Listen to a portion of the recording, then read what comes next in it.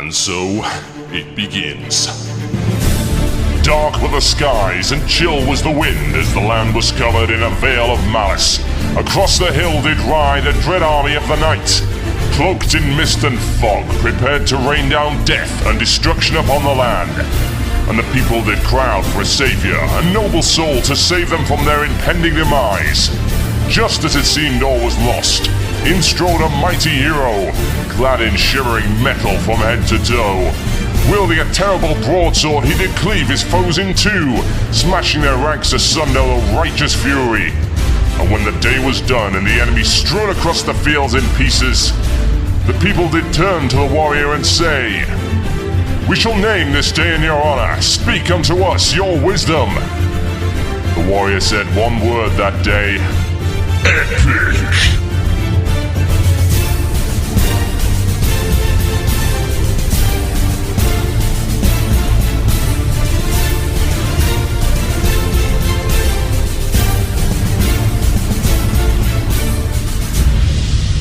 One man, one murloc, one giant angry badger. This is Blue Please. It begins now.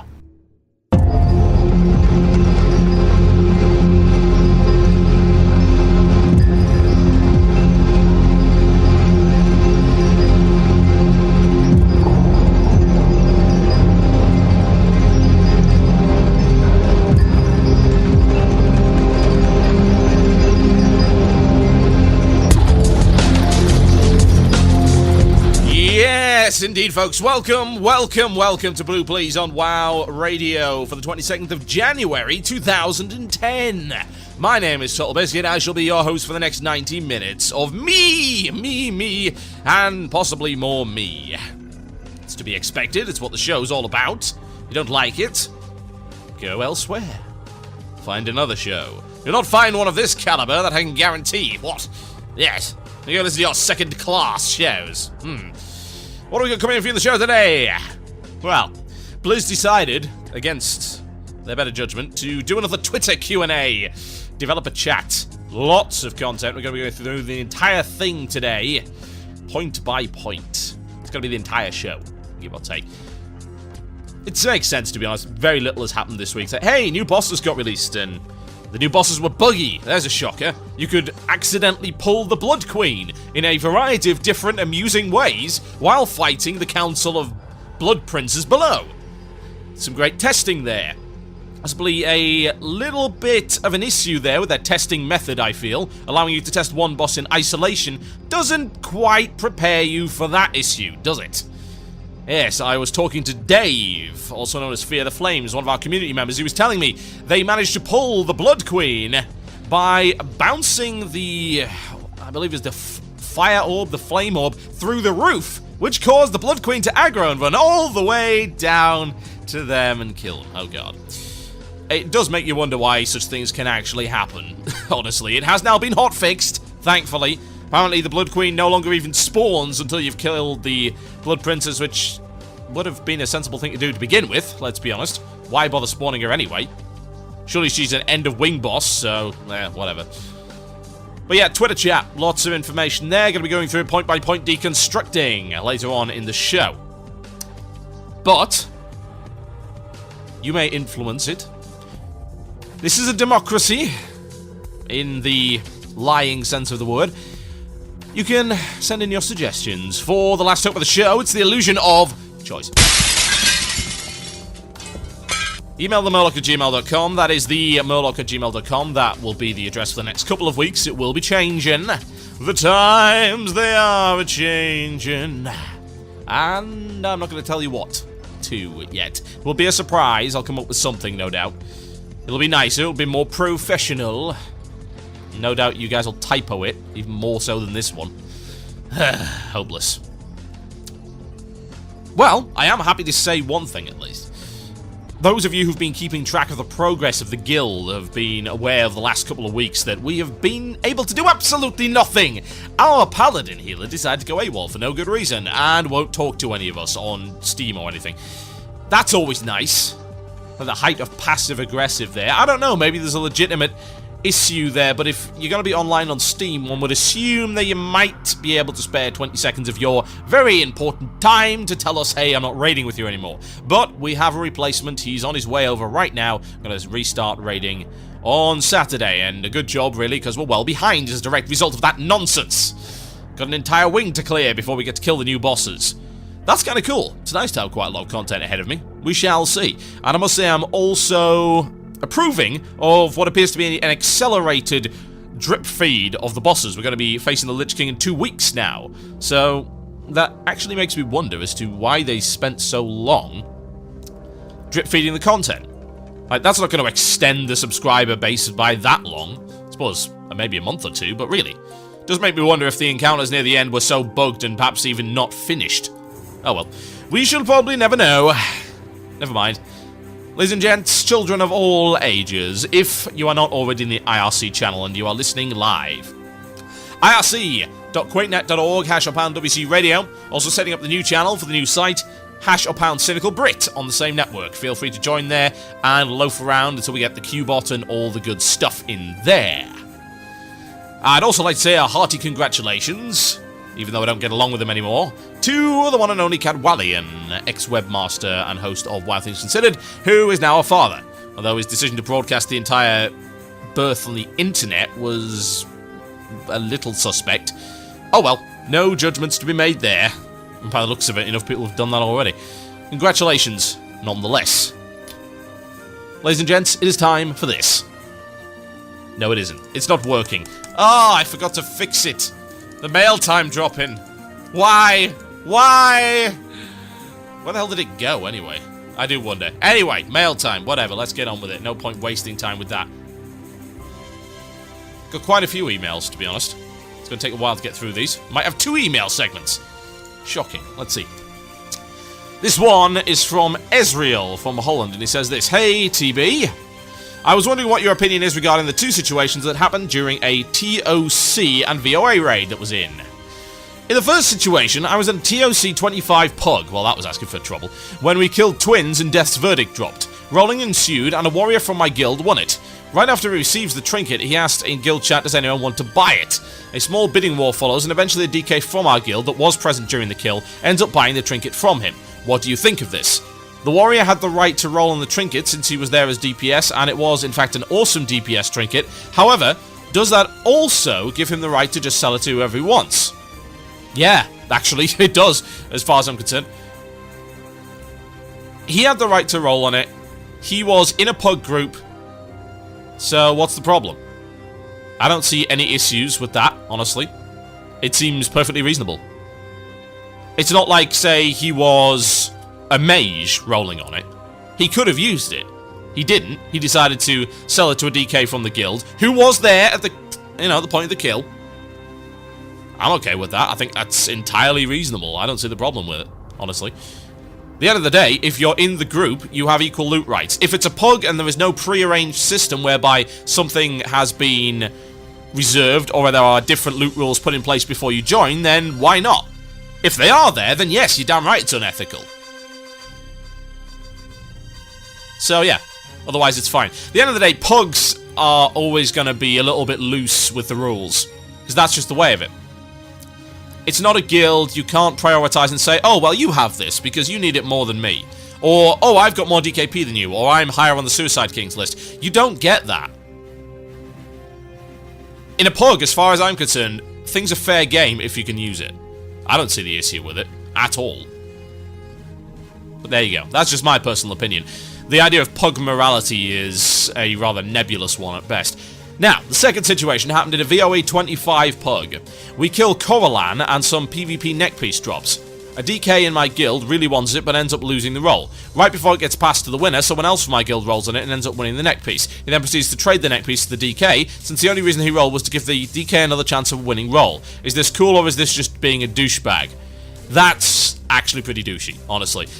It's the difference between can you use it and can you not use it?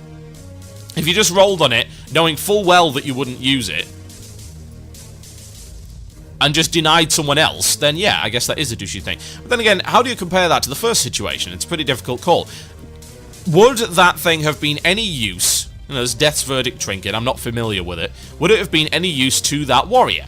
Would that warrior have used it? Because if so, and it would have been an upgrade, but he decided to sell it instead, then that's his prerogative. That's fine.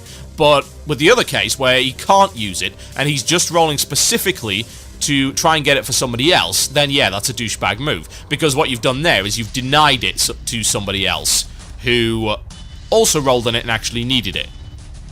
So yeah. I would call that douchey, personally. That's the difference between the two. That's the barrier, rather small barrier, but the barrier nonetheless, the line in the sand between ethical and unethical. But there are ways and means to view it in terms of, hey, I was in the group, I get equal loot rights. Technically you do, it's certainly within the rules, but it's pretty douchey, let's be honest. Now, I also wanted to share 2 quick, bad 5-man pug experiences with you. In the first one, I got a UK on my rogue with only 1 boss still up. I thought I'd just hit the jackpot and would get the easiest frost badges ever. Then all of a sudden, we wiped on trash. In UK. Twice. What? How? Fortunately, I managed to vanish the second time, but I was still horrified. The other horror story just happened to my priest. I got Oculus. Right, well, that's a horror story in and of itself. You don't have to go any further. Anyway, he had to fight his way through players leaving, going AFK, going offline, and DPS pulling the final boss, while someone was switching to a Ruby Dragon. After all of that, we finally killed the boss. Right after we killed him, I randomly DC 5 seconds later, and for some reason there's no sack of gems for me. That's bad. Oculus is horrible. It's easy, but it's horrible, because vehicles suck, at least in the way that they implemented them in Oculus. It's absolutely appalling. It doesn't help that I can't get the damn things to work properly with my bartender. That's why I don't take Oculus. If Oculus comes up, I will cancel it. I will leave. Because my bartender refuses to work properly with the damn buttons. It's freaking horrible.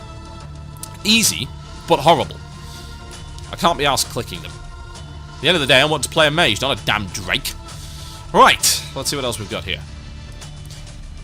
Now, this is a quick one from Iviego, the level 80 Resto Druid on Storm Rage. He says this: well, I've looked over your new site and bookmarked it immediately, though a few questions. Will you be changing your current live show schedules? No.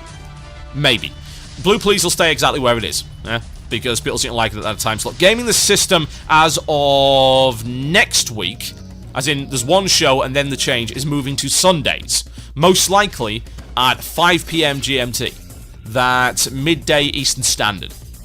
The reason for that is that Swag has a new job and is as such unable to do the show at the other time because he's on -8, which I think is Pacific. So yeah, we'll be moving that one to Sundays, which, if all goes to plan, I'm not confirming this, will be a double bill with Octel and Hordak. Might be the case, might not, we're still working on that. Now, it goes on. On more than one occasion, I've noticed your hate for WoW and the urge to turn the topic to something else. So, can we expect new and different shows? I mostly ask because I'm 100% going to play Star Trek Online and wonder if you'll tackle that as an MMO as well. Probably not, honestly. I will play it, but I don't think I'll do a show on it. It's just new games like that don't really suit my particular style of broadcasting. It would end up being a tutorial show. It's like, hey, it's a newbie show.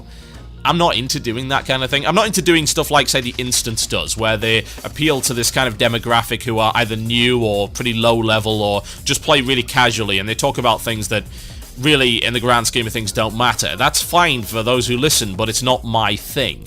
So I don't think I'm going to be doing that. But I would be playing STO, absolutely. It's a great game, from what I can tell. It's got some issues, but the space combat kicks the ass of World of Warcraft, honestly. And it's freaking Star Trek. You don't like Star Trek, then you're no real nerd. That I can tell you for a fact. Alright, what else have we got? Many more, in fact. Many more, so I better get on with it. Here's one. It's a little bit long. I think I'll maybe leave that one till later. Got one here. Greetings, Cynical Biscuit. This is Yane, level 80 Draenei Priest on Argent Dawn EU. I would like to hear your thoughts about the new additions that have been recently made to the WoW Armoury, mainly the character feed. Some players have expressed concerns about this addition, that it would be a breach of privacy rights. I don't think they know what privacy rights are. Since everyone can now see what you're doing online in regards to PvE. They can stalk you online! Personally, I don't have too many issues with the addition, but I can see where the opinion is coming from. Your thoughts? Okay, so you'll remember that I think back in TBC when this was first put in the game, I raged against it because, to be honest, at the time, and I do still believe this to some degree, it's like, well, why isn't there an opt-out feature? That was my only issue with it. That said, there are uses for it, especially with achievement tracking and things like that. It's good to check out prospective guildies and things like that. I still believe that there should be an opt-out feature, but I don't believe that all of this extra stuff really makes too much difference. Like, saying, oh, well, let's just roll that back is closing the door of the stable after the horse has bolted. It's already, it's already done and over with. It's not worth pursuing anymore. It's never going to change, honestly. The functionality right now is quite nice. I don't think that the whole, oh, well, you can see the PvE achievements is a big deal in any sense. And this is what I said to people on the forums as well. If you have a problem with it, then consider that some of us actually do get e-stalked. Like, really e-stalked. And then consider that your problems might not be so bad. Not that I'm saying that it has got to this point where I've really been bothered by it in terms of harassment. But yeah, some people do e-stalk and some people are a bit weird. It's just, it's the internet, you know? Some people do that. The vast majority are completely normal, but there is the occasional weirdo. Now, I'm not too bothered if said weirdo is looking at my armoury feed and perhaps fapping into a paper cup. That's not something that bothers me. It's a little odd, but hey, whatever. Each to their own, whatever floats your boat and all that. But yeah, again, privacy rights? No. This is not a privacy rights issue. Don't make it out to be that. Because to be honest, that depreciates the real value of actual privacy issues. It's kind of annoying, yeah, but at this point you've got to say, hey, they've added some cool new functionality as opposed to, oh my god, my rights! My privacy! Because again, horses bolted, left years ago. Nothing we can do about it. My name is TotalBiscuit, you are listening to Blue Please on WoW Radio. I will be right back after this, folks. Enjoy.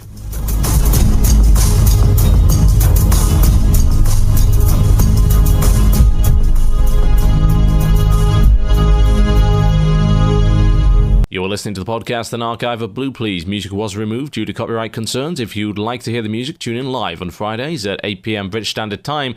That is 3 PM EST on WCRadio.com.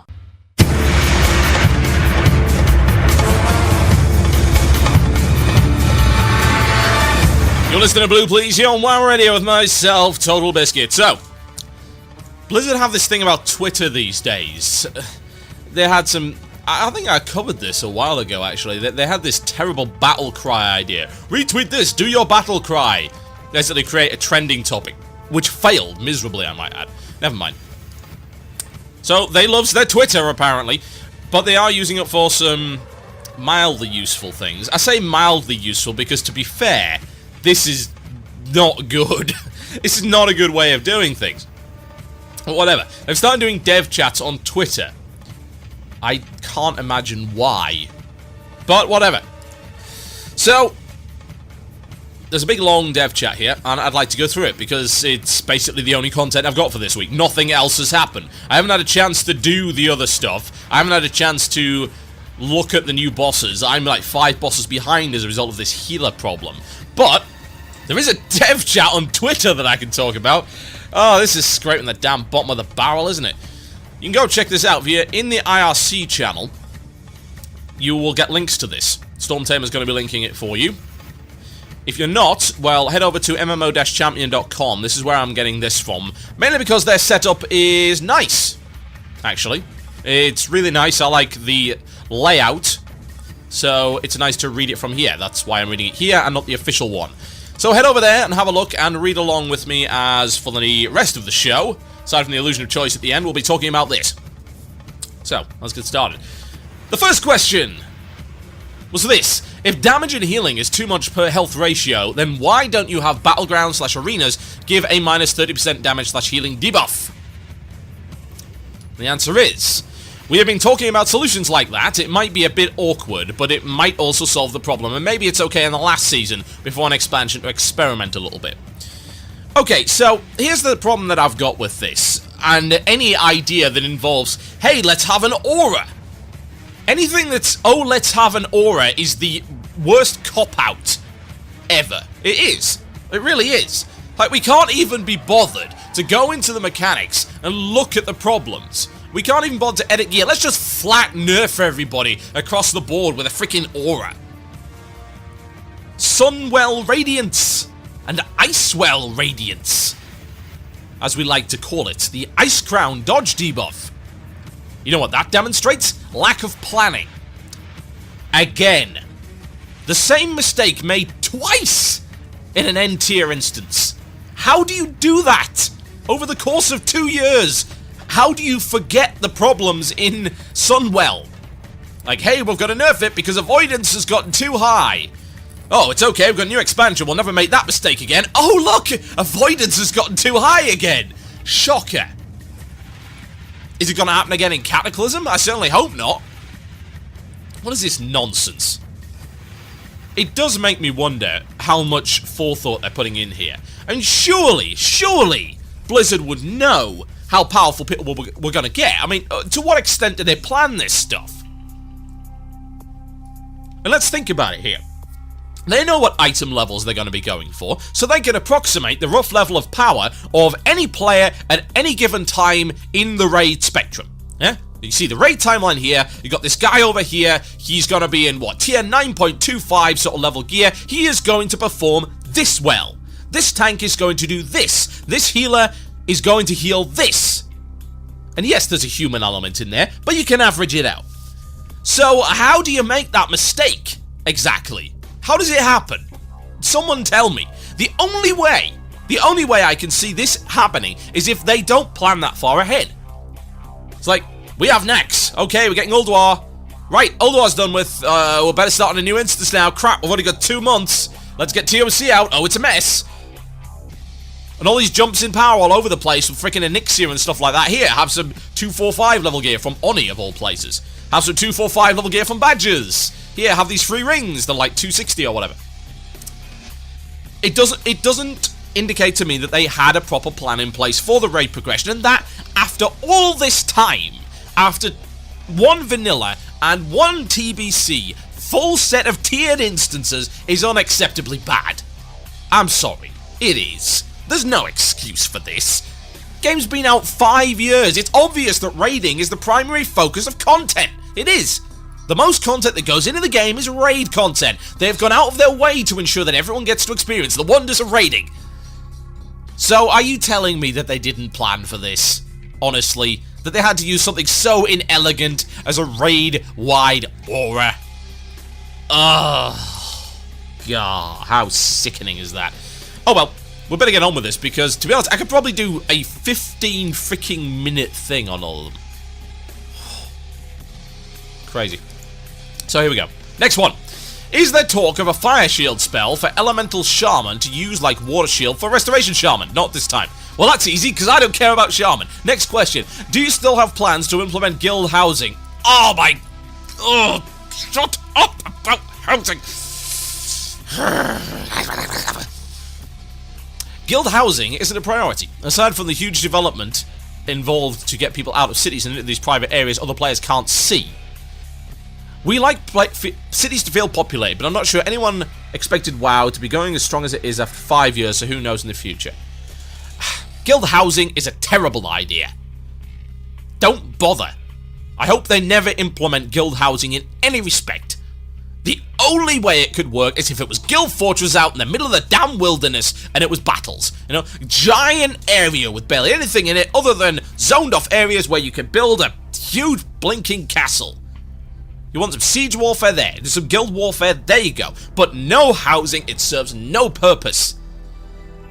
This is not PS3 Home, it's not Lord of the Rings Online, it doesn't suit it. And it's certainly not bloody Second Life either. I would rather people spend time doing something productive within the game than mucking about in their own private instance house that nobody cares about and nobody's gonna see. Go play Habbo freaking Hotel. You want housing. Or The Sims, whichever you prefer. Just don't play here. Next question. Can you please explain why Feign Death is still on the spell hit metric, especially in raids? I don't care about this, because it's Hunter. Whatever.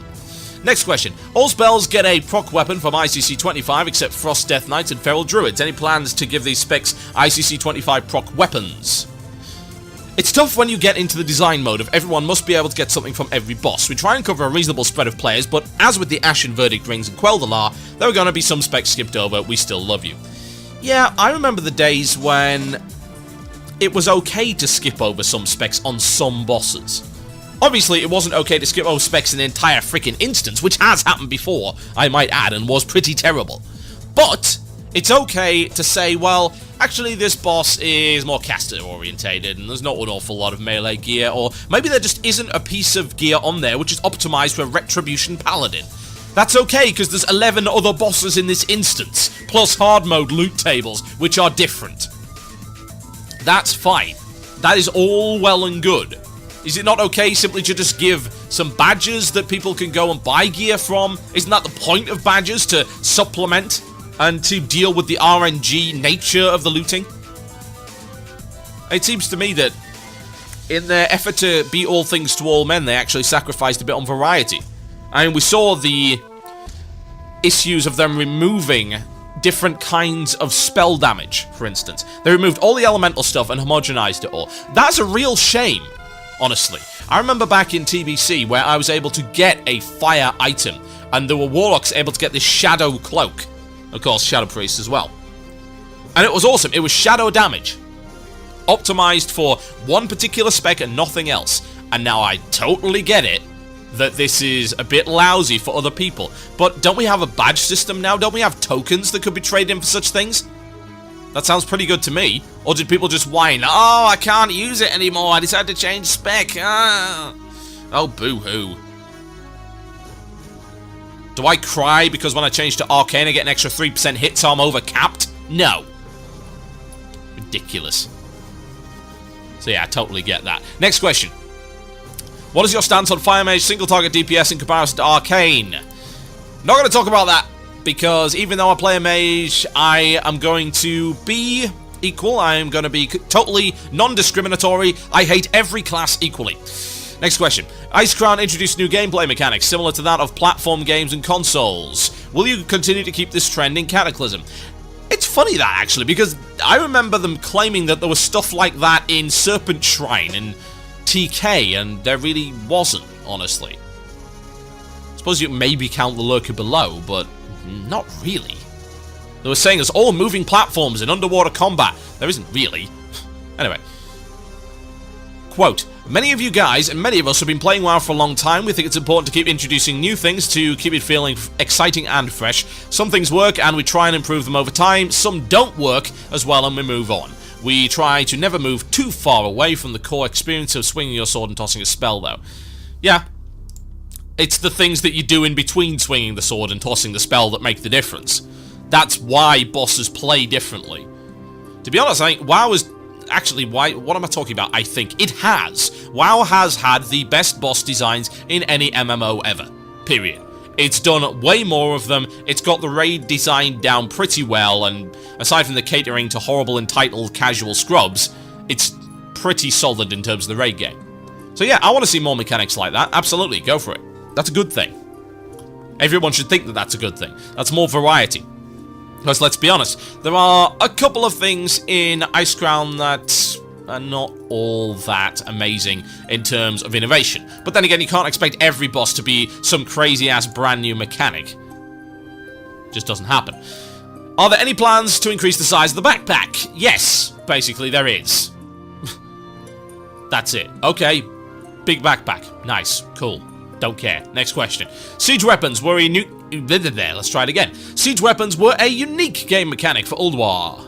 What was the reason for not adding some form of siege engine encounter in ICC? Oh, I don't know. Maybe because people hate vehicles now? The answer is we didn't want to overdo it. In some ways, the Ulduar vehicles were our chance to show that, yes, we can make vehicles a lot of fun, after, say, the experience of Malagos. Well, they didn't do a massively great job of that. Anyway, Flame Leviathan was unique. Quote, the boat battle in Icecrown is unique. Not every raid needs siege tanks. Yes, thank God, no, it does not. We could do without the vehicles in every instance to be honest. Vehicles were a nice idea, but I think what people failed to realize is they would rapidly miss the idea of playing their class as opposed to playing some toned-down class with 3 separate abilities. That's what vehicles are, really, let's be honest. They're a class in and of themselves. And no one really wants to do that, especially when they don't handle very well and aiming is awkward and the hotkeys don't work half the time. And the Flame Leviathan fight was pretty good. It was the best use of vehicles they've had, but that doesn't mean vehicles are good. I honestly wish they'd just stayed in the PvP side of things for knocking down walls. I'm okay with that. That makes sense. Vehicles in instances, on the other hand, no, absolutely not. Quote, another question here. Why were party leader rewards for the random heroic daily removed? Answer, we didn't want to encourage players who had no business leading groups to do so. That makes also perfect sense, to be honest. It's like, hey, everyone list yourself as a leader. 1, you barely need to lead. 2, practically, in almost every scenario, the tank is the leader. He sets the pace. So, why say, oh, that random Shadow Priest at the back? He's the leader. Okay, I'm not paying any attention to you whatsoever. But you get extra rewards for doing nothing. Yeah, I think we can do without that, quite frankly. It was a stupid idea to begin with. Next question. When we reach 58 in Cataclysm on Azeroth, do we need to go to the Outlands or can we continue leveling in Azeroth? You will eventually need to go to the Burning Crusade and Wrath of the Lich King content. Azeroth will have a breaking content between 60 and 80. Again, makes perfect sense. Why would you throw away 2 expansions worth of leveling content unless you are incredibly stupid? Straight answer there. That's why I don't like leveling up again. I don't want to go through that stuff. But, oh man, Troll Druids. Troll Druids. Give me a Vorpaltinger form and I might consider it. With heirlooms and recruit a friend. Most likely. Okay, let's do one more before the music break. Any plans on looking at balanced druids? Oh no, we don't care about that. Paladin armor? No, we don't care about that either. It's a bit RP as well, to be honest. Why is it that tanking or healing makes an encounter hard or easy? There isn't much other than high DPS to consider for damage dealers. Answer, there are berserk timers that usually rest on the shoulders of the DPS to beat. There are adds that need to be burned down. Tanking and healing aren't that hard on Deathbringer, for instance. Managing the adds is the key. Yeah, it depends on the fight, let's be honest.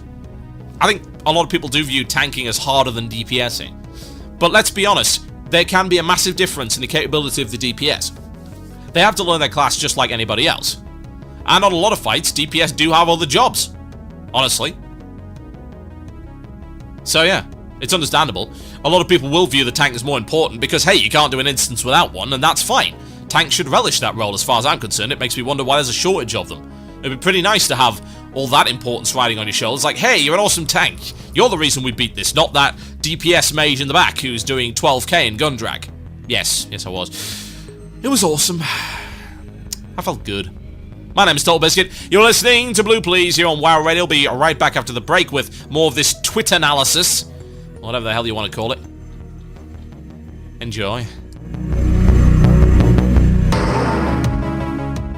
You're listening to the podcast and archive of Blue Please. Music was removed due to copyright concerns. If you'd like to hear the music, tune in live on Fridays at 8 PM British Standard Time. That is 3 PM EST on WCRadio.com.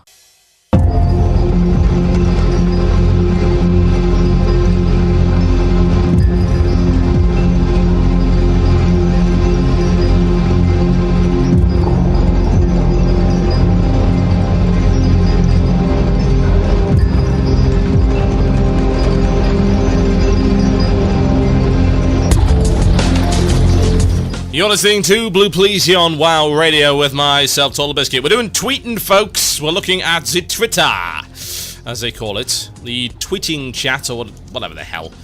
It's the dev chat that was on Twitter last Friday, a few hours after my show. Now, don't I recall me saying the last time that it went up that they probably wouldn't want to do one again after the ripping I gave them? Yes, convenient. They put it a few hours after my show. Yes, I see what you're doing. Anyway, let's get on with it. So, we're ignoring the class-specific questions unless they're somehow pertinent to everybody. So stuff like, oh, Paladin armor is all dark and gothic. When will we see armor that better represents iconic hairy warriors? Nah. Yes, we can do without that nonsense. It's silly RP nonsense. Where is it? Where is the RP? Elsewhere, I hope. Now, when will we be able to fight the Lich King? After you conquer the Bloodfrost and Plague Wings. Yeah, well, we already know that the Lich King is coming in about 2 weeks from now. Interesting. So, skipped one there. Why is there hardly anything in Crystal Song Forest? It is a shame to see such a beautiful zone go to waste. Yeah, it makes us sad. Part of the problem is that it sits beneath Dalaran, which ended up being much more of a resource hog than we anticipated. Really? Really, Blizz? Yes, indeed. Even on this relatively old machine on my 5770, and no doubt on my new machine once it's built with the cross-fired cards and the 4 gigs of good RAM and the really fast CPU, Dalaran's probably going to run like... it's like wading through treacle going into that place. I hate it. I wish I didn't have to go there to get my jewel crafting dailies. But I do. It's like, hey, here's 5 FPS. Enjoy. You're running at a really high resolution, which runs absolutely fine everywhere else, but walk into Dalaran and there you go. 5 FPS. Oh, God, why? Horrible. Yeah, so they broke the zone with Dalaran and they can't do anything with it. We don't want to draw too many more players into that zone. Will it really? What do you think about it? I don't know. I don't think it would have brought that many more in, honestly. People hang around in Dalaran anyway. That said, I suppose it would have given a bigger reason for more people to be in Dalaran. Oh god, that would be bad enough. It's terrible as it is. Next question. Wrath of the Lich King and Icecrown Citadel showed Blizzard using cutscenes more for dramatic purposes. Will he go back and add more for other world events? We'd love to, but those things are not trivial to create. So when we do more, I suspect they will be to tell new stories for Cataclysm rather than revisit old ones. Yeah, that's totally reasonable in my opinion. Maybe drop 1 or 2 in, because, you know, they said they were going to revamp the leveling experience. Maybe drop a couple in, because they're kind of neat, and then new players see them, it's like, oh, that's cool. And we get to see them when we go through with new alts and such. That'll be kind of nifty. But, yeah, cutscenes are great. The cutscene for the Wrathgate was the best thing about the Wrathgate. The actual Wrathgate quest in the Undercity was awful. It would have been nice to see more cutscenes. I do wonder if we will get one for ICC, although at this rate it doesn't look likely. But yeah, more cutscenes would be nice. The machinimated ones, obviously, not the big crazy CG ones, which we know that we don't get to see. And those things cost millions to make. Oh, they are great though. Next question.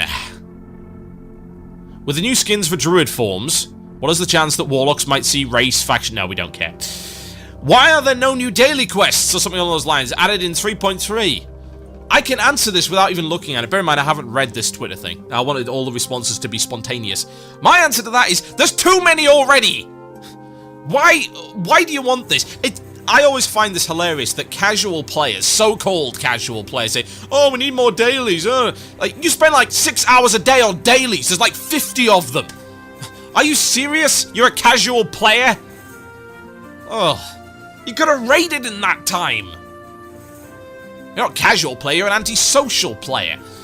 Anyway, his answer to this one is... Where is it? Bloody vanished.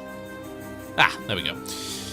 We just have a limited amount of content we can do for a patch, even a big one. We try to offer something for everyone, but sometimes it's better to deliver something awesome in one area, in this case the Raid and 3 Dungeon Wings, than try and add a little bit everywhere. Yeah, because daily quests are not real content. You do it once and that's it, and then you repeat the same damn thing over and over and over again. It does not bear repeating. Honestly. Even the bombing runs and the neat new stuff at the time like that did not bear repeating more than a couple of times. It's routine. It's people want to just get into this routine grind. They're not, I don't think they're even having fun. They're just getting some kind of crazed OCD fulfillment from it. That's my only explanation for this.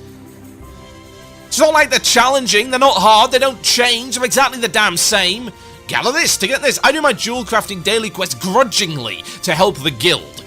So I can get some more patterns. That's it. I don't grind for money, I use the AH to make money. I use my professions, and you know what? It works. I'm not massively rich, I've got like 5 or 6k that I made on the AH, and that's fine. It gets me everything I need. Repairs, raid consumables, the works. Barely have to do anything, it's all good. Dailies, ugh. Cannot imagine. I don't spend any more time in WoW than I really have to. There's so many other great games out there. Why would you want to do anything in WoW that is not the top tier content? I can never figure that out. It's my own style, don't get me wrong. I know a lot of people share that view, and a lot of people don't. But that's how I view World of Warcraft, honestly. So adding stuff like that, which is just adding to the laborious nature of the game, why? You just don't ask for things like that. Just be careful what you wish for. Next question. No, we don't care about druids. I don't have a question, but a thanks. Thank you for making the looking for group tool. It's so useful. Ugh. Yeah, we loved it around the office too. There was a lot of pressure to get it right after the first couple of attempts were lackluster. I try not to say stuff like this too often, but I think we really got it right. Though there are a few kinks to unkink and polish we plan to add. Yeah, it's called get the damn kick system in order, please. Allow me to kick someone, preferably before the instance is over. That would be nice. 15 bloody minutes. Ugh. Hate that. Like, it's okay, you can kick him 3 minutes before the end of Violet Hold. I just do my Frost dailies these days, and that's it. I just don't touch the rest of it, there's no point. Next question. Let's scroll on down. This is a long list. I don't think we're going to even get through it today. We shall see. Any plans to make early leveling dungeons? Moradin, Wailing Caverns, etc. More new player friendly, i.e. take less time. Yes, we can't overhaul them all, but Cataclysm in the world with the Dungeon Finder means we should try and improve those. It's kind of a shame, really, when you think about it. You're gonna make a long well, split them up into wings. Don't make them smaller. And Moradin's already got wings. Why do people view Moradin as an issue? Like, it's winged, right? Effectively. Just make it more obvious. Wing everything that's big. Wing black... what's its face? I can't remember what it's called. BRD. Wing that. Wing everything that takes longer than 30 minutes, because that seems to be the style these days. I don't see the problem with that, honestly. If you're going to create wings and then introduce some new quests, tie all the stuff together with some storyline, that would be good. That's the way to work it. Do it the way that you did the ICC 5-mans. Look, that was really successful. That worked well.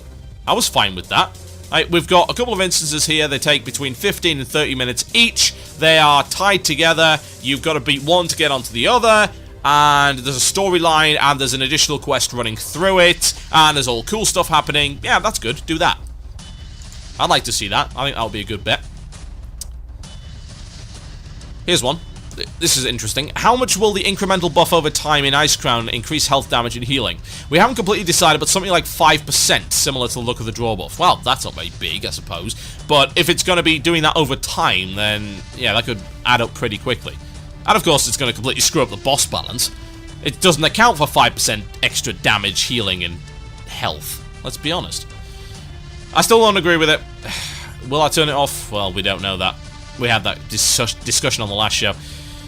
I'm sorry if I'm sounding a little bit off today. I'm absolutely knackered. It's been a long week. Oh well. The show must go on. Next question. Were there any boss concepts you had for Icecrown Citadel that got cut, for example, or any examples that you can give? There was early talk of different famous NPCs that could have been corrupted instead of Southang Jr. Right, okay, it's not an amazing amount of information that you've given out there, honestly, but whatever. Okay, so there might have been other bosses. Thanks, Blizz. That's really worth discussing. News just in. Other stuff might have happened in the past, maybe. More at 11. Question. Arthas has been present everywhere in the expansion. Why haven't we seen Blood Queen, Lanathal, Professor Putricide, or any of the other bosses in low-level zones?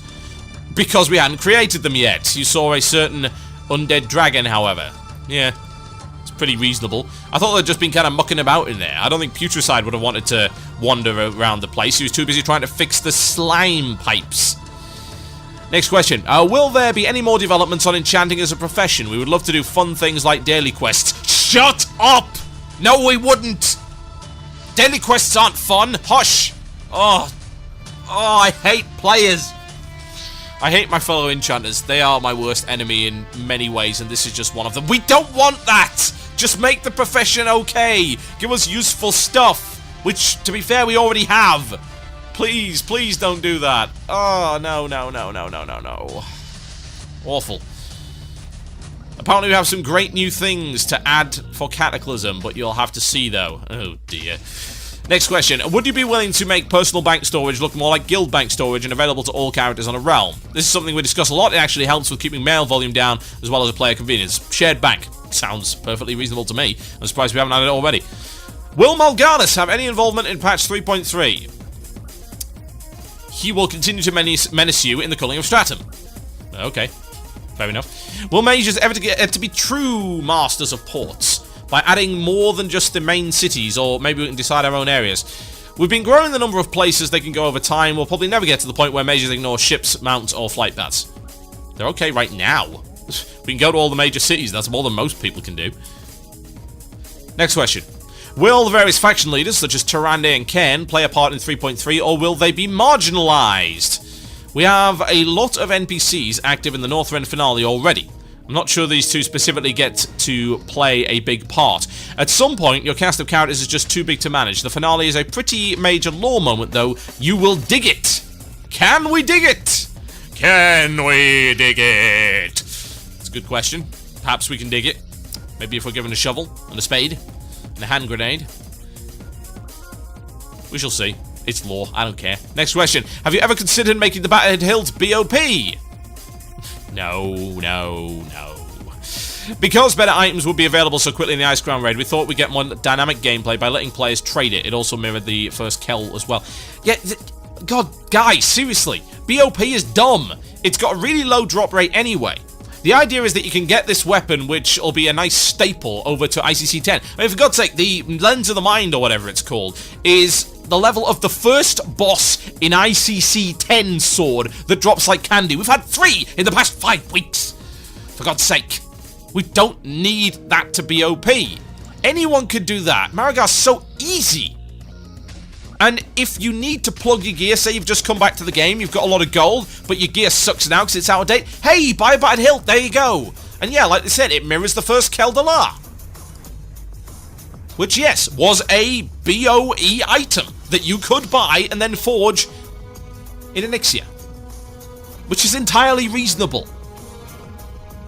And that was there for exactly the same reason, folks. Help plug a couple of gaps in the gear. Give options. No complaints about that. Next question. Will Nazul appear at any time in 3.3 or the near future? Answer. Well, he's a chunk of the Lich King now, but if you mean will he appear as an orc, we're not ready to tell his story just yet. We have a lot of stories left to tell, but his is a good one. Okay. Cool. Lore. Lol. Are there any plans to change the Ashen Verdict tank ring to proc more often? The current uptime versus bosses is almost non-existent. Now, usually I wouldn't talk about this, but this one's quite a generic answer. We have been adjusting a lot of procs so far. This one is on our radar. Tanks still manage to avoid hits a lot, which makes the proc less useful. Okay, fair enough. So they're looking at procs, is what can we take from that. With all your mention of Saronite and Old God's blood in the various 3.3 quest chains, will Yogg-Saron factor into Icecrown Citadel? Answer, you mean your guild didn't kill him? Oh, nice one to rub it in, Blizz, yes. And funnily enough, there's been so many guilds who actually haven't touched Yogg. Maybe it's just the length of the instance, I don't know. Or maybe because Yogg's actually kind of difficult. Oh, boo. What a shame. We're going to come back to this one after the break, folks. We've still got way more to go here on Blue Please, the zero effort edition with myself, TotalBiscuit. There has been a request for a certain track called San Sebastian by Sonata Arctica. I'm going to play that one for you right now, and I'll be back with more Tweetleisms. I suppose that might work. Whatever. Enjoy. You have been listening to the podcast and archive of Blue Please. You can listen live Fridays, 8 p.m. British Standard Time. That's 3 p.m. EST with a lively musical pre-show kicking off 1 hour beforehand. We appreciate your time. We would like to invite you to be part of our large forum community at forums.wcradio.com. Please take a couple of minutes of your time to rate and review our shows using iTunes. Thank you for listening.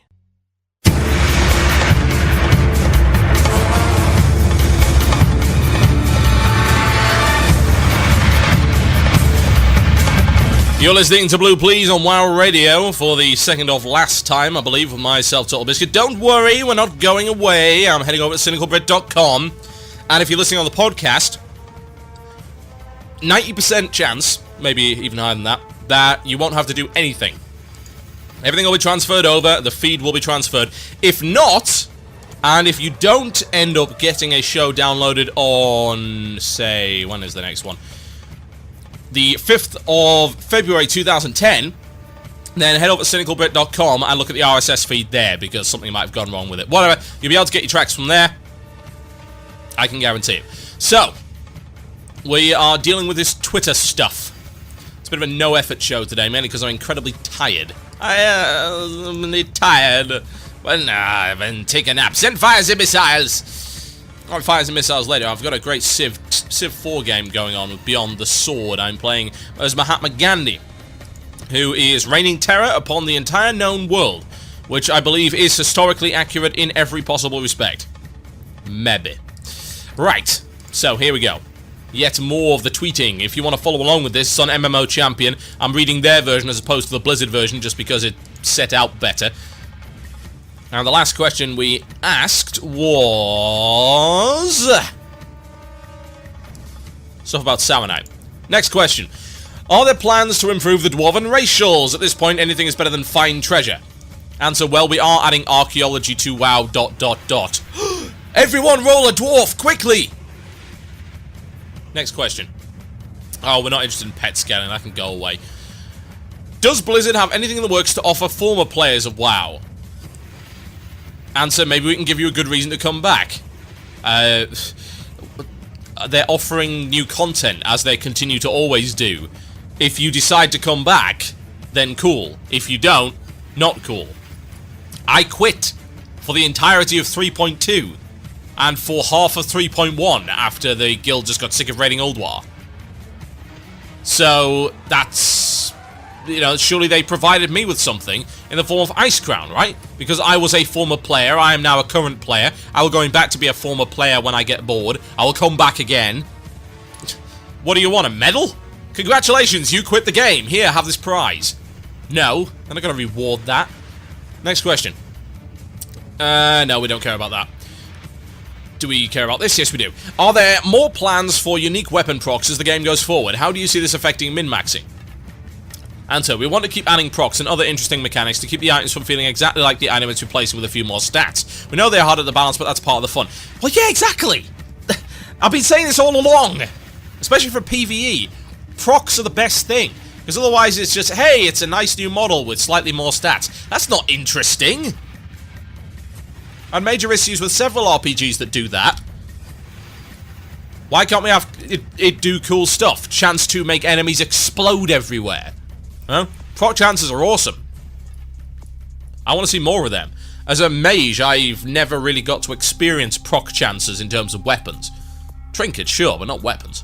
It'd be nice to see more caster procs. Oh yes, make things a little bit more interesting. Yes, it'll affect min-maxing. Okay, that's a small price to pay. I would rather it be the case that nothing comes out as invariably better. Objectively better. Provably better. It would be nice if you had options. I'd go for procs, absolutely. It's great fun.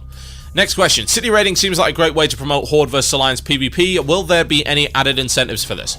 Answer, we like the idea of fighting in cities. We don't like the idea of massive lag, having so many people in one area who are just wanting to play the AH or whatever, getting nuked.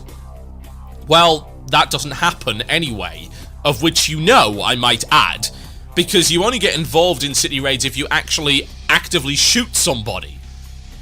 You don't take damage otherwise. Although I suppose if you're already flagged for PvP. Yeah, I can see the issue. Now, they have ideas for Cataclysm, apparently. City raiding's always been pretty interesting.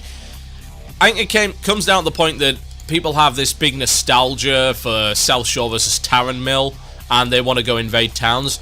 To be honest, I would prefer not seeing city raiding. I'd prefer to see town raiding, with some actual incentives for that. I'm not talking about fighting over Halar or any other such failure. An actual South Shore versus Tarren Mill setup, where it's two rival towns and there are quests to do, ways to sabotage things, and what the other side does directly affects the other. You know? You have to make it worthwhile, because Halar gave nothing of note, so nobody bothered fighting over it. Hey, an extra flight point, big deal. Who cares, especially when you've got flying mounts at that point. But yeah, if you can give something worthwhile, then I think people will do it. But I would love to see a zone where it's a South Shore versus Tower and Mill style thing going on, but with a lot more structure to it. I don't think city raiding's really the way forward, to be honest.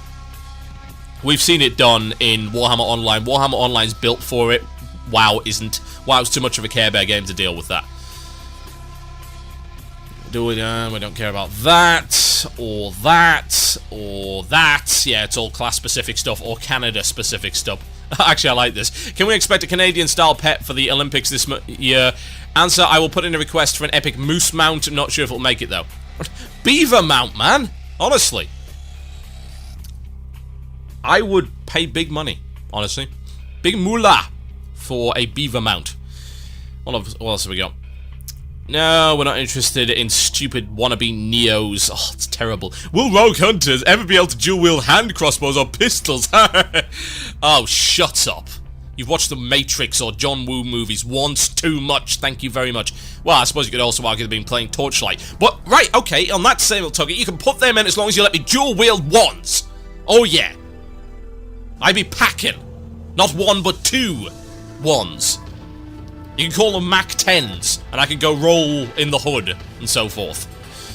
No hunter stuff, we don't care. Armor sets up. For those of us who collect tabards and armor sets, do you see a way for us to store and not use our very limited inventory?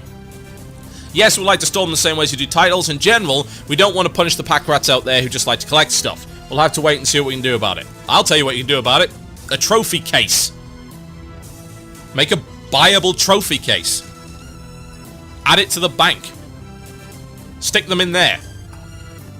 You could have it set up so that it would automatically show what was on the character. So it would be like the dressing room feature built into it. And you've got all the sets there and it would automatically collect them. And maybe you could set up custom sets, like say RP sets or whatever. It's like, this is my evening wear, yes. And they click on the evening wear and it's listed back there as evening wear. You click on it and you click equip. And it takes the stuff out of the bank, and maybe it could automatically store your current set within the bank. There you go, see? I do your job for you. Go implement it. Next question. Will we see any new world bosses in the near future? Answer, I never say never, given that we haven't designed patch 6.0 yet, but they do present some problems for large organised groups trying to make multiple attempts without interference. Oh, for God's sake. It's not... Well, you've got to understand this, right? World bosses are not progression. It's not the same thing. It never has been. The idea is they're cool optional things. Do you complain and whine because you don't get the time-lost Proto-Drake every time? What about rare spawns? Are they unfair? Oh, someone interfered with me while I was trying to get my time-lost Proto-Drake because they killed me on a PvP server. It's the way it goes. You go and do them because they have some kind of cool gear and they're kind of cool bosses. And not everyone gets to do them, and that's okay, because it's just a boss. It's just one boss. God's sake. It was the whining and the complaining that killed the idea of world bosses, and I hate the people that whined and complained about it. I used to do the world bosses, and yeah, sometimes you'd get ganked. Ganking on a PvP server, it's more likely than you think. That's half the challenge. Look at what War does. War's got a dungeon, yeah? Which one faction gets access to through PvP. But if the timer runs out, as opposed to what you get right now in Wintergrass, where you get kicked out, the other faction gets to go in there and kill you! How cool is that? But if it was in WoW, people would cry, my progression. Oh, grow up. Deal with it. Man up. HTFU. For God's sake. Yeah, put some world bosses in there. Not designed for everybody. Get it into your head that not everything in the game is designed for everybody. Oh, but we don't want to see the content. Okay, fly past it then. There's the content. You've seen it, now go away. Next question. Is there... If there is one thing you wanted to have added to ICC Wrath the Lich King in general, what would it have been? Answer, more Agile Narub. There's a lot of things we could have done with the Underground Empire, from a raid zone to a world zone. We hope we get to it someday. Personally, I'm a big fan of the whole Underdark vibe. Oh, some D&D there, I see. Yes. Well. I don't like Agile Narub. I don't like underground stuff. I like the open sky. I like the birds singing.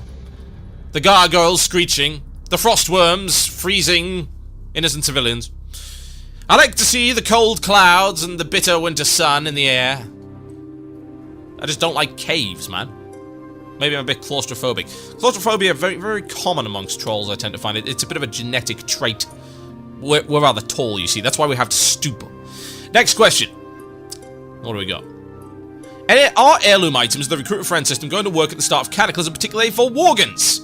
Most likely heirlooms. For recruit a friend, we'll have to see. We understand some players want to get in the endgame as fast as possible. Maybe the Realm First achievement should stay without XP bonuses. Yeah, that is a perfect compromise. That's accepting right there that people have different priorities. There is a lot of crying on the forums about this. When the recruit a friend system first came out, when heirlooms first came out, people were like, well, ruining my experience. No, it's not ruining your experience. Some people don't want to spend that much time doing it. That's why people buy accounts and characters. And I totally understand that. I wouldn't recommend it, but I understand why people do it. Yeah, give people options. Fine, put the Realm First achievement in there. I'm kind of surprised that they're putting the Realm First achievement in there, considering the crying that happened over it last time. Whiners ruin everything for anyone. They are the reason, folks, that we cannot have nice things. Pretty terrible. Yeah, perfect compromise. Go for it. Let me use my recruit a friend system. Let me use my heirlooms. If I want to quickly level up a troll druid, I want to quickly level one up. That's my call. Nobody else's. Mine. Mine, mine, mine, mine, mine. Mine? Mine? Next question. How will you handle beta testing if you don't want to spoil the Worgen Goblin starting areas? Answer. We didn't want to spoil them in BlizzCon. I imagine they will be in the beta. On the other hand, you can play the new higher level zones if you don't want to spoil it. The Goblin starting town will blow your mind! Oh, really? We shall see. Well, the Death Knight one was pretty good, so... They keep making this argument, but I don't know if I'd ever really want to do that. Well, we'll see. Right, next one. Will we ever see proper physics animation for chain weapons? No, no, no. Don't be dumb. The engine barely handles what it's got to begin with. Go away. Will you guys have Worgen Goblin race change unlocked until somebody on the realm gets all 85 as a Worgen Goblin? We'll probably delay it for a few weeks or months. We haven't fully decided. Okay, fine. I don't really see the point in that, but okay. Surely it would be... If people just want to change, then what's so wrong with that? Especially if you're claiming that you're going to be revamping all the racials so that they're all worth having. I don't see the problem with that. Don't give them the achievement or whatever, but... Surely that's people's choice, right? If I want to become a Goblin or a Worgen, and I want to use your race change feature, then surely you should let me. I mean, for God's sake. I'm surprised that you're able to resist the gouging. Alright, next question. What will Cataclysm have to offer solo players? Answer. Cataclysm has a ton of new quests, both in the new zones and in old familiar areas. There will be a ton to do. Also, if your completionist casual type, one word, archaeology. Yes, casual type. Okay, I'm fine with that. I expected new quests. If they didn't put new quests into expansion, I'd be kind of scratching my head and wondering what the hell they were doing. Why not give all races the ability to be every class? Oh, God, don't do that. We're getting pretty close to that in Cataclysm, but some combos just don't make any sense. Goblin Paladins would strike me as bizarre. Yeah, it also kind of defeats the point of the exercise. You'd then just pick the one that was min-maxed. Gotta have a little bit of variety, surely. It's nice to see different things. Like, hey, right, well, this is the best combination. Oh, look, everyone's this now. Awesome. Great. Yeah, we can do without that. Will Cataclysm bring the return of special procs such as the Unstoppable Force? Answer. One of the fun aspects of looking at those old zones are the chances to try and hit up the nostalgia for things like that, so yes. Oh, awesome. So, I can get a new Unstoppable Force. Can I get a new Staff of the Shadow Flame? Because, oh, yeah. I'd be all over that. I would pay good money, man. It's awesome. Let's do one more, and then we shall bring it to a close.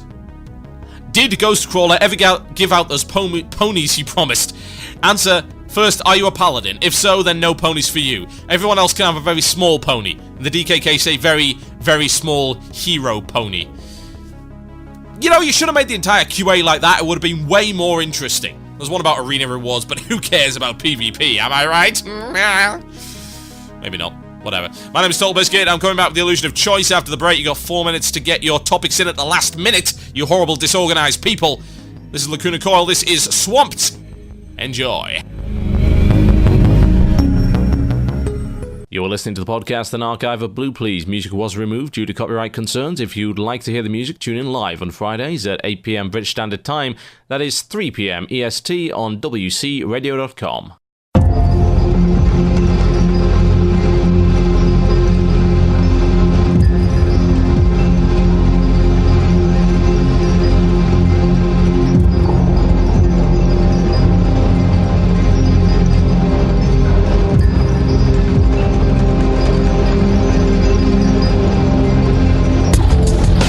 Yes, indeed, folks, it's the illusion of choice.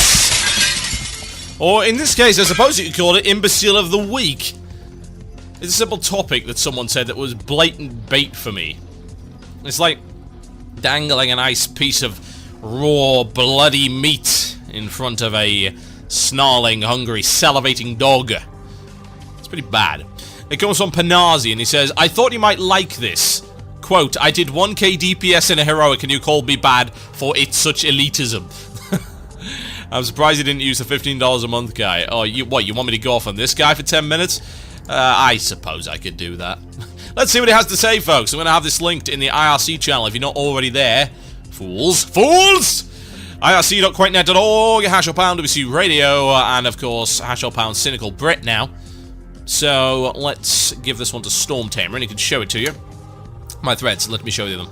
Right, so this one is posted by Zafford. So anyone that feels like mailing something, perhaps something mean and unreasonable to Zafford of the House of Ramith on the Corona server US, by all means, feel free. As far as I'm concerned, if you're going to put your stupid ideas out in public, you deserve everything you get. So, let me emulate, in the best possible manner, the voice of Zafford. There's some pretty big issues out there in the community. I really think it's all over the mindset of the community that is going to work things out. But I have a small suggestion. I had 3 instances yesterday of what pretty much accounts for bullying. I was in a random heroic, and the mechanics of the first boss fight left my DPS a little low. Now I had a person come unglued, and after telling me the comment, "You suck, leave, I'm not carrying no one" speech, we went through and eventually I was vote kicked right before the last boss. I'd like a bully report button, because I feel if Blizzard loads you up in a heroic, then you should be able to play as long as you're playing the best you can. Heroic farming should be done with your guild, and if someone is dumping 5k DPS, it's likely the very reason they're running heroics, and not your place to decide how they should play. If you don't want to carry someone, then you should leave, not vice versa. So let's understand. Most people are in heroics to get them done. If you have a beef with someone's GS, keep it to yourself and leave. And if you got a beef with the DPS being done, same thing, leave. I really would like Blizzard to institute the bully button, because often it's the victim of the poor conduct when the perpetrator that suffers. All it has to do is record the chat log and the GM can take care of it on its own sweet time. I feel dirty. Ugh. God, crying. They're bullying me. Oh, shut up. Crying, whining baby. Welcome to the internet, folks. What a show we have coming up for you today. Coming up later on the internet, people can sometimes be mean and unreasonable. Plus, our special feature, people don't like getting their times wasted by horribly geared scrubs that don't know what the hell they're doing with their class. And later we'll have a special guest in the form of Scrubby McScrubson, who will whine and cry all over the floor, and the janitor will then clean it up live on stage. You are invited to throw things at him, preferably heavy things, maybe with spikes on them. The UK government has lifted its ban on the offensive weapons, including but not exclusively chemical rockets and three-pointed shuriken to throw at Zaphod, the House of Ramith, on Corona. I hate to be armoury police, but let's look at this goddamn guy's gear. Ugh. Oh, he's a Moonkin, and there's a shocker. Always the bloody Moonkin. Let's look at how terrible his gear is. It's the... Oh, Jesus.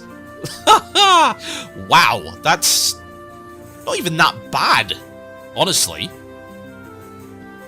Where's your chest enchant? Where's your shoulder enchant? What can... Are you seriously using green gems? Green gems! Blue gems cost nothing! They're like 10 gold! Oh my god! You're terrible, it's getting stuck in my throat! Do you understand? 10 gold! It's a purple gem with 10 gold! Why do you use a green? Why would you do this? Oh, it's awful! A Ward of the Violet Citadel? Are you serious? Oh, I didn't even use that when I was back at the start of Wrath. And to be honest, while that's pretty terrible, there is no way at all, that you should be pulling bad DPS in that gear. Unless you suck. Therein lies the problem. Unless you suck. Yeah, you've got terrible freaking stuff, and you haven't enchanted anything, and your gems are awful, but you still should be able to do reasonable damage in epics. I've seen people in item level 200s out DPS guys in ICC gear. Why? Because the ICC guys sucked. And the guys in the 200s did not. It's as simple as that. So don't give me that nonsense. I'm not going to accept it. Oh, we're here to gear, blah, blah, blah, blah, blah. You've already got the gear to pull reasonable DPS. If you can pull over 2k, then that's fine. You know what? I remember this. I actually joined for the last boss of a Halls of Reflection run, i.e. the chase. So, they'd wiped in there and apparently some guys had left. And, yeah. There's a reason for that.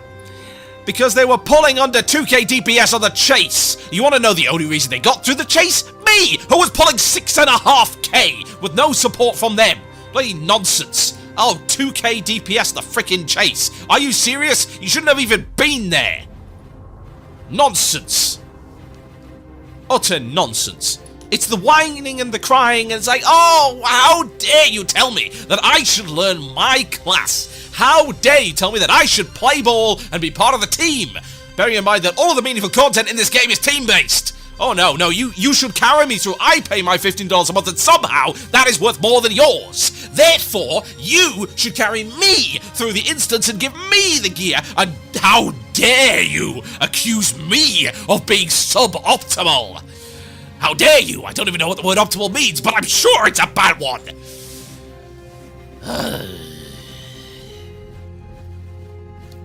You know what, folks?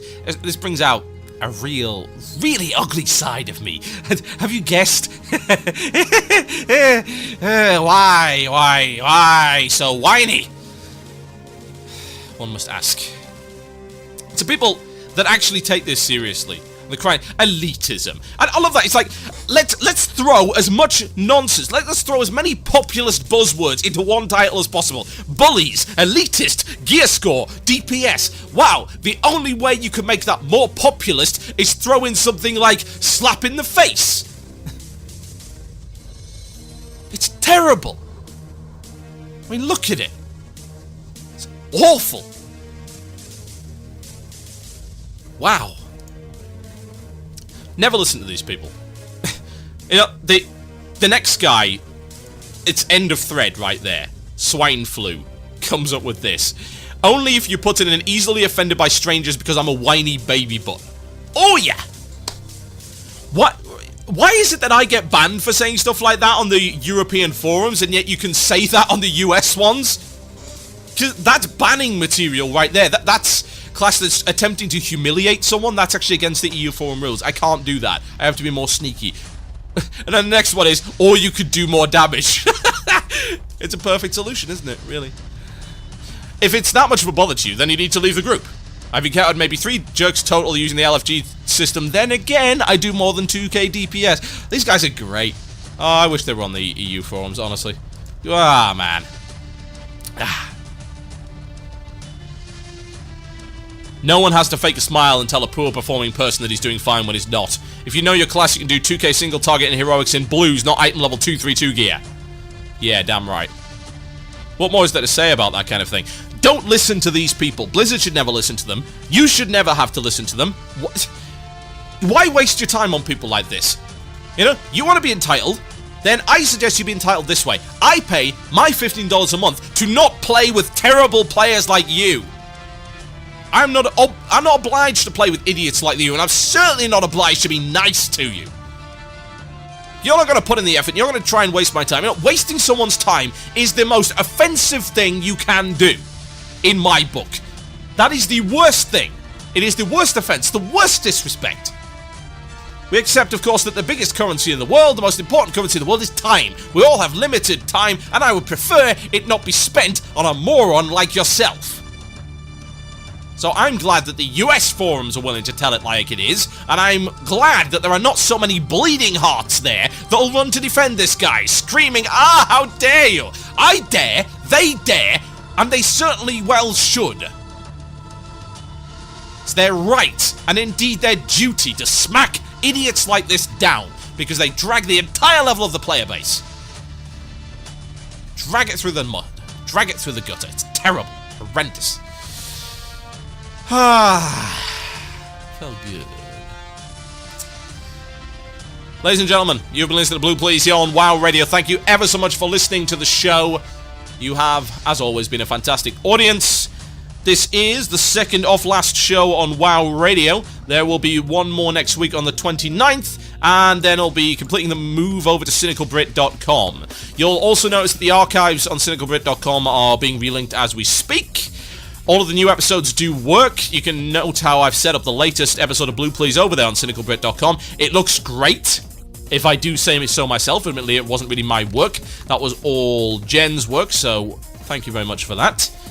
You'll notice there, the second page, the second post down, there's a last episode of Blue Please right there. Look at the swanky new banner. The swanky new Branner? What? Swanky new Kenneth banner that Spirit Wolf put together for our site. It's very nice. Doesn't work very well, but hey. And you'll see that we've got some pretty meaty show notes there. Much better set out with links and everything. It's all good, folks. And it's all for you. It is a gift. Shout out time, folks. You've got a few minutes to get your shout outs into me, themurloc@gmail.com. That is themurloc@gmail.com. Alternatively, tweet me on @TotalBiscuit.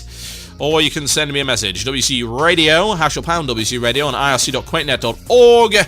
Do it now, and I shall do your shout-outs for the next few minutes. Thank you ever so much for listening to the show.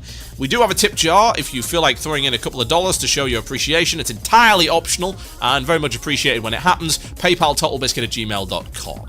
And of course, the other shows have their tip jars as well if you wish to support them and the work that they do. First shout out goes to Bunkerface. Shout out to my brother for buying a house, and to the guy in my store accusing me of not donating money to Haiti while I did. Yes, I too did that, and I hope that everyone else did so as well. Even if it's just a few dollars, every little helps. Hey TB, Hat Bar from Steamwheeler Cartel EU here. I'd like to give a shout out to my guild for Realm 2nd Putricide Kill 25 man. A shout out for Blizzard and the Lich Slap and the Blood Prince Battle Cry. Naxanar was merely a setback made my day. And finally, an encouraging shout out for Sek and the rest of the Lemon Cake Guild. I'm sure they will down Putricide this week. There you go, you can have it as requested. Can I shout out to us Steves and Looper for finally joining up on RuneScape members for a WoW break? Oh, wow. Why would you do that? And a shout out to you for an awesome website. That's from Steves and Cadgar. I'd like to shout out to my guild, Bird is the Word, on Ravencrest. Family Guy references for the win. I'm pretty sure I actually... Yeah, I know I have, in fact. I have had a Bird is the Word guy in my group in a pug. I'm sure of it. Can I get a shout out to my friend for helping me set up FTP on my RJ45 hard drive? That's from Nymph. Yes, you can. That's what friends are for, so I'm told. A shout out to Graham because he quit WoW. We miss you. That's from Chris. Hey TV, and a shout out to Eric for being epic. I miss you, man. That's from someone who didn't give me their name. A shout out to me and my guild, Direct Workflow, for one-shotting the first 4 bosses of ICC 10 and our 4th week together as a guild. That's from, again, someone who didn't give me their name. Ugh, useless. A shout out to me from Fargrim to Zarina and the guild Do. What, really? Just Do? On Talvanar EU. Okay, I guess. The last shout out, the one for the Direct Workflow Guild, was actually from Velamern. He's just told me there. And can I get a shout out to getting Of the Horde. 100,000 honorable kills. Wow. That's from Avitas. Crazy. Pretty damn impressive. A shout out to Fergus Halliday for hitting 80 after 5 years of playing. That took a while, didn't it? Don't worry, there's nothing good here either. A shout out to all the Finnish people listening to WoW Radio and the people in Void Zone at Bronze Flight Dragon... What's that? Bronze Dragon Flight? Yeah. Dragon Bronze Flight. Whatever, it works. That's from Marcus Tovinen. Can I get a shout out to my godlike guild leader Saith? He made me say that. And all the guys at Premonition Guild of Shattered Halls EU. That's from Patrick McStay. Yes, you can indeed. Ladies and gentlemen, I am out of here. Thank you ever so much for listening. Go check out my new website, cynicalbrit.com. I'll be over there in the next couple of weeks. Keep an eye on wcradio.com for the proceedings. I am reliably informed there will be a special final show, and that will be announced in the coming days. Thank you ever so much. You've been great as always. Check out the rest of our shows on wcradio.com for the last couple of weeks. And I will see you next Friday, same time, same place, same channel for Blue Please. Good night.